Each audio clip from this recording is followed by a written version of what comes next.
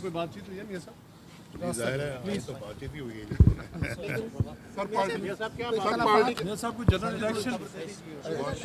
Election के हवाले से मियां साहब को बातचीत हुई? हर हवाले से बातचीत हुई है। सर अब्बासी साहब ने कहा कि मिल बैठने का उन्होंने मशवरा दिया है कि सारी क़यादत मिल बैठे पाकिस्तान की, जी उस पर कोई गौर करेंगे आप? ज़रूर। उन्होंने कहा कि मुस्बत हुए तो हिस्सा लेंगे। थैंक यू बहुत शुक्रिया आपका।